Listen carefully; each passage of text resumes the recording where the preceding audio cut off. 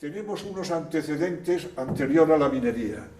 Decía don José Saramago, Premio Nobel de Literatura, que estamos hechos de pasado. Bien, de este Baracaldo de Huertas al Baracaldo que conocéis, ¿cómo se ha pasado? A través de una evolución provocada por la revolución industrial que hace que el baracaldés pasase de las huertas y de la ganadería como modus vivendi a trabajar en las minas, porque a través de las minas nos llegó la revolución industrial a Baracaldo y a Vizcaya. ¿Qué es una mina? Pues una mina, geológicamente hablando, es el lugar donde se encuentran una o varias clases de mineral que pueden ser explotables. ¿Dónde estaban situadas las minas en Vizcaya? Estaban enclavadas las minas en Somorrostro, Triano, Abanto y Ciérvana, La Arboleda, Las Rinetas, Salvador del Valle, Baracaldo, en el Regato, Castrejana, Bilbao, Ollarga, Basauri, y luego dentro, fuera de este núcleo, de esta línea, hubo tres zonas muy potentes en mineral, que fueron Sopuerta, Galdames y Güeñes. Los nombres de las minas corresponden a las mujeres. ¿Por qué esto? Pues porque el minero lo que hacía era dar el nombre de la mina, pues el nombre de su mujer, de su hija, de su madre. Veis aquí la ría de Bilbao, aquí tenemos el Cadagua, la ría de Asúa y el Galindo. Toda la zona inferior es la zona industrial de la margen izquierda, donde se ubicaron las grandes fábricas, Altos Hornos, Bacovilcos, Auguerá, La General, y en los montes era donde teníamos ese mineral. Aquí os he visto, os reflejo en esta fotografía, una serie de mineros colgados en el talud de la explotación con un pico, y luego veis los cestos donde ese mineral arrancado a pico se carga en el cesto, se mete en estas vagonetas que eran transportadas por caballerías y se llevan a unos depósitos generales. En esta primera de la izquierda, en la parte de arriba, ese es el pueblo de La Arboleda. Fijaros en esta, porque veréis, un nivel de trabajo, otro nivel de trabajo, otro nivel de trabajo, otro nivel. Hay 5 niveles de trabajo. Se explotaba no solamente desde una altura, sino a diferentes alturas para hacer una extracción lo más rápida y ordenada posible. En esta tercera vemos como también en diferentes niveles la gente trabajaba, y ya vemos ya las vagonetas donde se cargan, ya nos olvidamos ya de los caballos y vemos ya que tenemos ya un ferrocarril con las vagonetas. Tenemos unas galerías también para una explotación subterránea y mucha gente trabajando. Porque las minas de Vizcaya se mecanizaron muy tarde, porque los patronos preferían tener mano de obra que era más barato que la mecanización. Vamos avanzando en el tiempo y las tecnologías pues ya van superando tiempos anteriores. Ya no es el arrancar con el pico, cargarlo en el cesto, llevarlo a la caballería. Ya automáticamente las tecnologías ya nos dan unas máquinas perforadoras, que son las que están trabajando. Después se carga con dinamita, se hace la voladura y se cargan a través de estas excavadoras ya a unas vagonas que tienen la descarga inferior, y estas vagonas vemos cómo se transportan a través de unos planos inclinados, porque el plano inclinado en la mina es la herramienta de trabajo para conectar los diferentes niveles. Seguimos ya avanzando en las tecnologías y automáticamente esos planos inclinados ya van desapareciendo, y las vagonetas y el ferrocarril también, porque sale mucho más barato ir a grandes excavadoras con grandes camiones de transporte y grandes voladuras. Bien, como la explotación a cielo abierto, dada la intensidad durante más de 100 años, hace que el mineral se agote, la mina tenía dentro de sus pertenencias unas minas subterráneas, no ya de óxidos como en La Arboleda, sino de carbonatos, que estaban a 300 metros de profundidad. Bien, toda la mina, al no ser el mineral ya como al principio, que era un mineral limpio y libre de cualquier impureza, requiere unas instalaciones auxiliares para lo que no sea óxido, que fue lo primero que se exportó, sino que al bajar calidad y al entrar en carbonatos, se precisa de unos hornos de calcinación para calcinar el carbonato y de unos lavaderos de mineral que separen el mineral del barro y del lodo. En estos hornos se introducía por la parte superior el carbonato y luego tongadas de carbón que ayudasen. Al mismo tiempo se metía aire forzado para ayudar a la combustión y el carbonato lo que hacía era perder el 30% del peso, pero ganaba 11 unidades de ley. Esto que veis aquí son las instalaciones del lavadero. Esto es un trommel, que es un cilindro gigante que tiene aproximadamente 6 metros de largo, que termina en un tronco de cono, donde por la boca se le mete el agua y como tiene unas paletas dentro que van introduciendo el mineral, este se va lavando y automáticamente va a una cinta transportadora. Nosotros teníamos en nuestras minas esa riqueza del mineral. Teníamos los yacimientos muy próximos a la costa que no encarecían el transporte para poder embarcar. Teníamos también una mano de obra abundante y barata, porque como os he explicado antes, la gente trabajaba en las huertas y en la ganadería y ahí se ganaba bastante menos que lo que pagaba la mina. Consecuencia de que se termina la guerra carlista, como consecuencia de la aprobación de la ley de minas, automáticamente en 1876, si veis lo que os he puesto ahí y veis con este gráfico, automáticamente ya se dispara la producción, la extracción de mineral. Coincide con la guerra carlista, coincide, luego veremos también por qué, con el invento de la dinamita y coincide con la demanda de los hornos altos extranjeros, ingleses, franceses y alemanes, llegándose en 1899, que fue los años dorados de la minería, a exportar al extranjero, más de 6 millones de toneladas. Otro de los factores que contribuyeron al boom de la minería es el descubrimiento de los convertidores Bessemer para la fabricación de acero. Estos convertidores necesitaban ese mineral de riqueza y de impurezas que, como os he dicho antes, un azar geológico lo puso en nuestros montes, dando origen posteriormente al Baracaldo de hoy.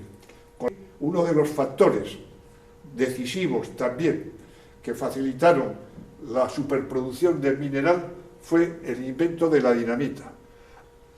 Bien, ya estamos aquí, como os he explicado antes, diferentes niveles de explotación.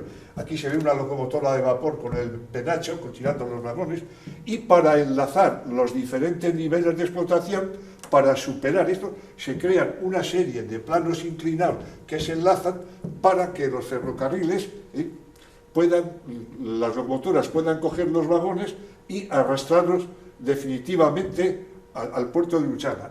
Los tranvías aéreos. ¿Qué son cables de tranvías aéreos? Son unas instalaciones que vencen unas alturas y que a través de cables y cogido con unos baldes que tenían una capacidad de hasta 500 kilos, van trabajando constantemente y haciendo una labor de transportes.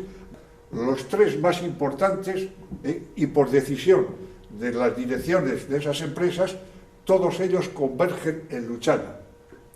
Y en esta imagen vemos el puerto de Luchana, donde convergen el ferrocarril que del Regato llega hasta Luchana. Converge el ferrocarril de Orconera, que desde Gallarta también converge en Luchana. Y tenemos el de Francoberga, que desde Ortuella y partiendo por dos a Baracaldo, también converge en Luchana. Luego tenemos los cables aéreos, que es esas columnas que llevaban los baldes, que son los que estaban en la mina Parcocha, que está pegada a la arboleda, y luego el tranvía de Las Vistosas y de Unión, que estaban en la arboleda. Luego tenemos el ferrocarril de la Galdames, que como su misma palabra dice, viene desde Galdames y termina, en lugar de Luchana, termina en la Benedicta, en Portugalete. Y luego el ferrocarril primero y el más importante y el que más toneladas transportó mientras tuvo su vida era el ferrocarril de Triano, que viniendo de Somorrostro, en la ampliación que tuvo, llegaba a Sestao. Como os he dicho antes, el ferrocarril de Franco-Belga dividió por dos al pueblo de Baracaldo. Viniendo de Ortuella, tuvimos dos Baracaldos. Este tenía una capacidad de carga de 1.500 toneladas al día.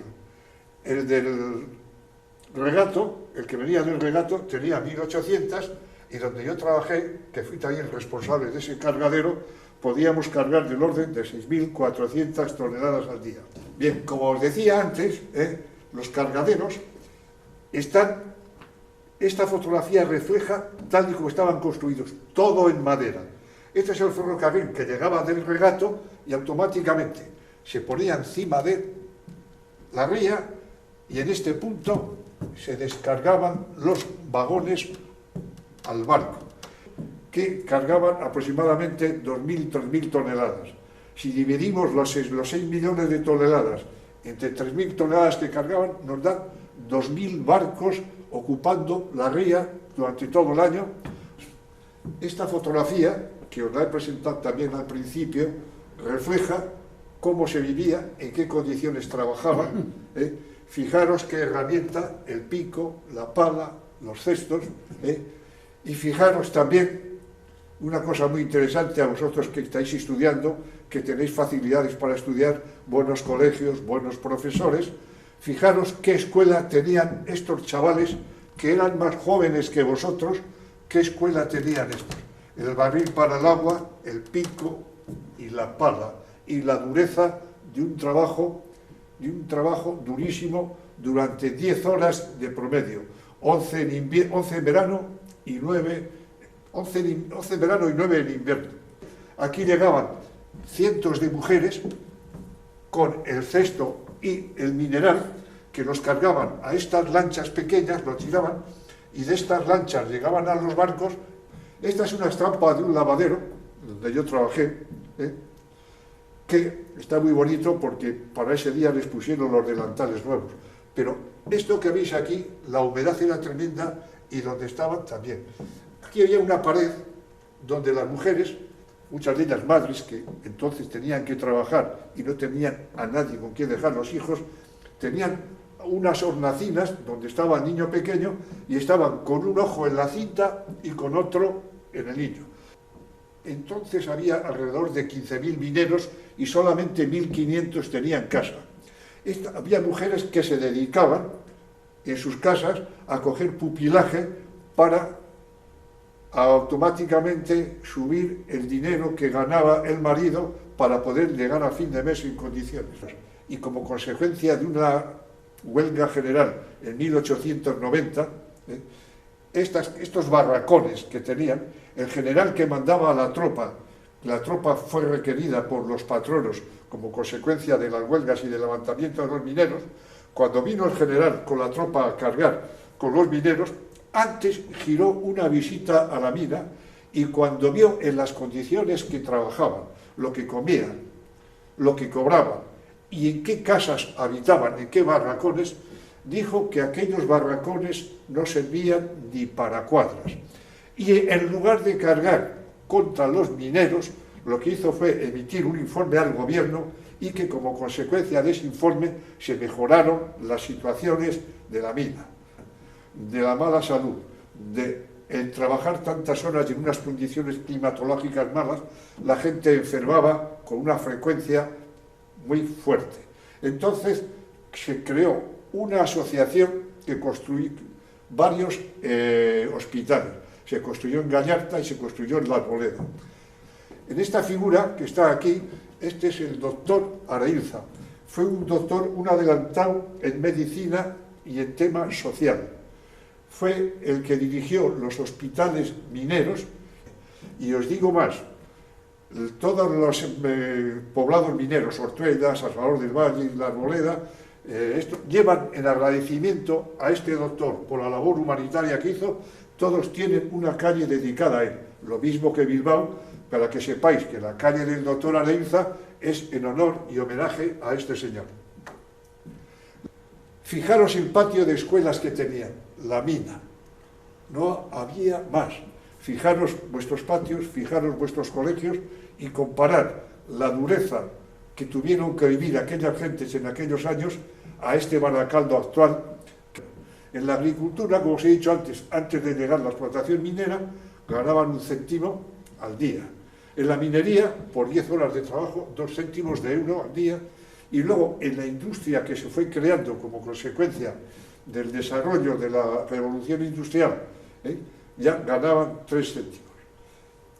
Prácticamente lo que Bilbao desechaba era lo que llegaba a estos centros mineros alejados de la vida, por decirlo así, más humanizada.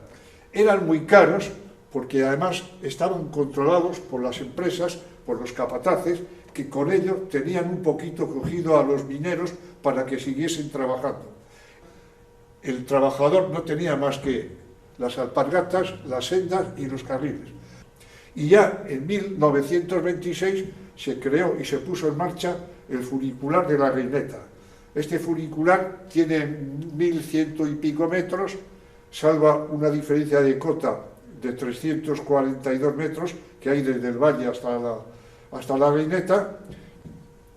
Ya avanzamos un poquito más y ya las comunicaciones ya no es el ferrocarril con los vagones adosados, sino que ya empiezan a aparecer lo que nosotros llamábamos de chavales las cachaveras, unos vehículos de la época que comunicaban, en este caso, Desierto, Baracaldo, porque a Baracaldo hay una zona que se llamaba Desierto en la parte de abajo, con el regato.